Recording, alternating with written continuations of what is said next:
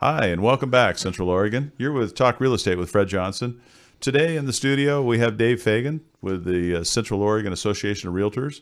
David, you doing okay? You're holding up? Doing great. Thank you, Fred. It's fun to be here with you today. Absolutely perfect. Well, it's great having you in and talking about so many of the different topics and the different issues that the Realtor Association gets involved in here in Central Oregon.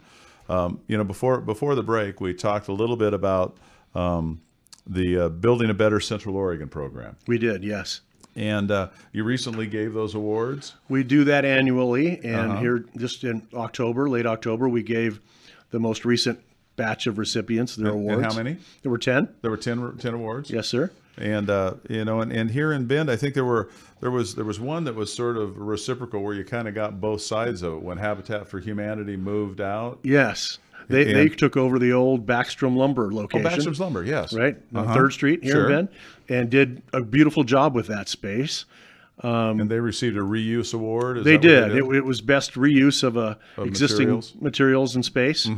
And from what I heard when they were talking about their award, that their 5-year plan of repayment is almost down to 1. They've been so successful. Oh, no kidding. Good for them. So that was good for us as a community. Yeah, very good. Yeah. And then the space that they vacated was purchased and reused, refurbished by Oregon Spirit Distillers. Oh, Mike Irwin. Yeah, sure. Yeah, Mike and Kathy Irwin did that, took some risk, have improved it vastly. Oh, it's spotless over there. Oh, it's spotless. I mean, the degree to fire safety, to air cleanliness involved with alcohol, spirits, that fire hazard, what they've done and leveraged to make a great product is very impressive. And they received the Best Repurpose Award. That's correct. If I recall correctly. Yep, I think you're right. That's great. And then also, one of the topics actually we had James Gentis in before, but the 1001 Tech Center received an award, and that's where the Bend Tech is over there on MK across from the old DMV. That's correct. And it's kind of like a modern day think tank of spaces over there. I think they've even got a 3D printer on site, if I'm not mistaken. It's absolutely remarkable, and we've had a couple of discussions on the show in previous weeks. We interviewed James about some of the different startups and what they're doing over there. And of course, the vocabulary with each generation changes a little bit, but what we refer to as an innovation center, they refer to as a collaborative effort. Right. So it's sort of the same thing, but it's impressive to see a tech type of workings here, don't you think? Oh, it's wonderful. And I think that any one of our listeners, if you want to and you just want to get an essence of it, they have the Stackhouse coffee there. Go over, have a cup of coffee, and just sit and just sort of take it in. You'll have people all around you with laptops. You can walk by the windows and look, and people can either rent just a single workstation.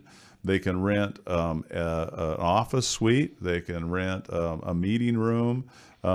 And the hope there in that innovation center is that they would, what their terms are, gain traction until which time as they become scalable so that they can move out.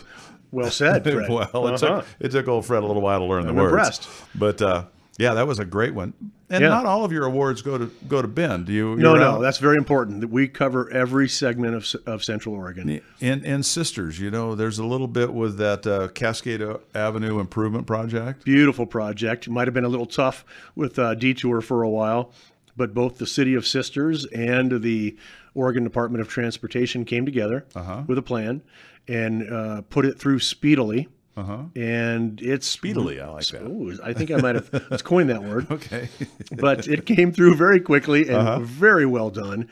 And we were very, very proud to award that to the city and Oregon Department of Transportation. Well, and that's an interesting one because here in Oregon, actually ODOT through the years has received some awards for what they call their Main Street program, where there's a number of cities that are like Sisters that had a highway as the main street, which then had the traffic count so that it enticed some of the major franchisees to come along because they had the traffic count to open the new McDonald's or whatever it may be. Right. And then it gets to a point to where there's so much traffic going through that the retail shops suffer along Main Street, and so they need to come up with, and that's the reason why when you go into almost every large city in the state, that there is a truck route Yes. and a business route when you come into most towns. Now, Sisters didn't have that ability, so they put some traffic calming down there, but it's really done a lot to open the sidewalks. It's made the pedestrian crossings much more safer. Yep. And it's beautiful. And I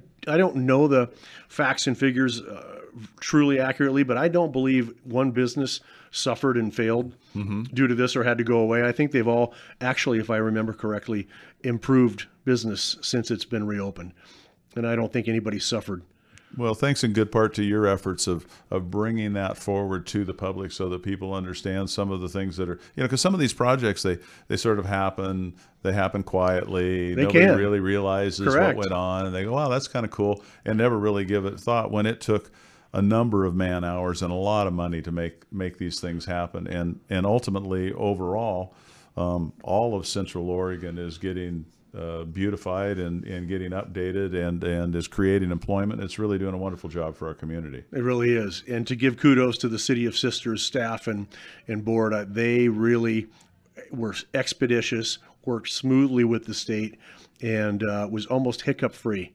So that's pretty nice. Well, they got out of their own way and had a mission and got it done. That's remarkable, because that doesn't always happen, as we all know. They set a good example. So that was building a better Central Oregon, and that's an annual deal. So I guess about this time next year we'll have a whole new case of recipients. So. Yes, and I would just say to the listeners out there, if you're aware of any project in the last year or 2 years that's capable of being nominated, as someone that's taking risk in the real estate-ish industry, whether it's salvaging a 100-year-old home or a brand new project of some kind that enhances Central Oregon, we'd like to hear about it. Well, perfect. COAR.com. COAR.com can get you to that spot. How's that? Right on. That's beautiful. That's the way it is. Or you can always contact me at fred@dukewarner.com, and I'll get the information over to Dave, and Thank you, Fred. We'll make that happen.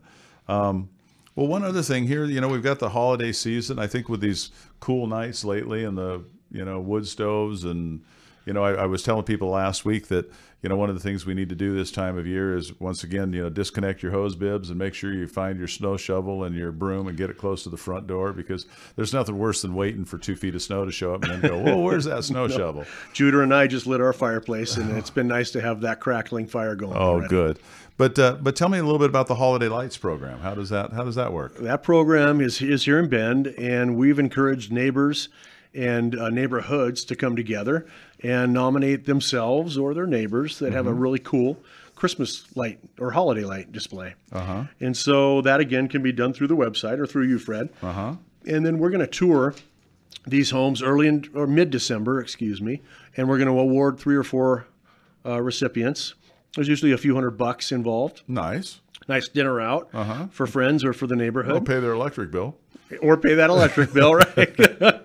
Correct. But last year was the first year of that, and it was really quite a lot of fun.